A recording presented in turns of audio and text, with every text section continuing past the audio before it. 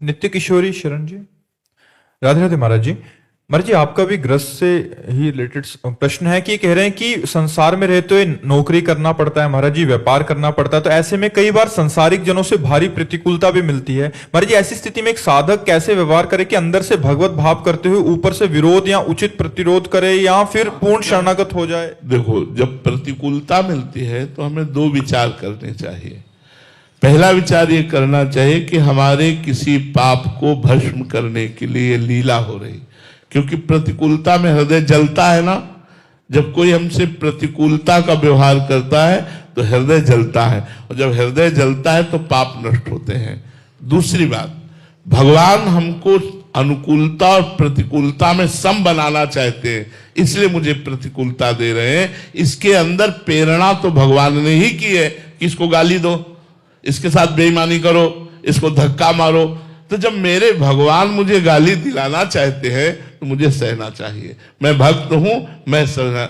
अरे देखो, बड़े बड़े महापुरुषों के चरित्र पढ़ के देखो, कितना कष्ट दिया गया और वो कह रहे तेरा किया मीठा लगे।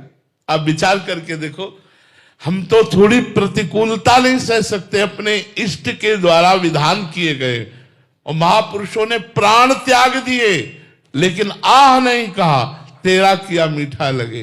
ये बड़ी बात है। तो हम लोगों को चाहिए कि हम जब कोई प्रतिकूलता दे तो दो भावों को रखें। पहला भाव, मेरा कोई किया हुआ पाप नष्ट हो रहा है, चुपचाप सह जाओ।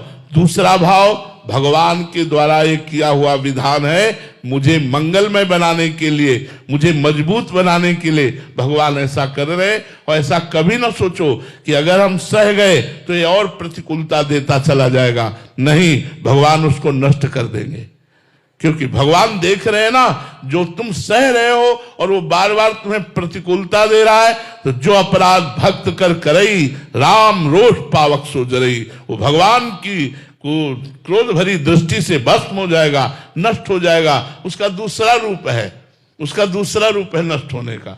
आप चुप हो जाओ तो वो बोल पड़ेंगे, और वो बोल पड़ेंगे तो सामने वाले का हिसाब किताब बहुत बढ़िया हो जाएगा। आप बोल पड़ोगे तो कुछ नहीं होने वाला। आप चुप रहो, उनको बोलने दो, उनको हिसाब करने दो। सह जाओ, सहत सहत बाढ़े भगति, गृह तन गुरु हितगार। जो जितना सह गया उतने ही ऊंचा महात्मा बन गया। सहनशील ही महात्मा बनता है, सहनशील ही महान होता है। इसलिए सह जाओ, प्रतिकूलता को सह जाओ। ये तुम्हें भगवत भक्ति को बढ़ाएगी और भगवान की प्राप्ति में सहयोग करेगी।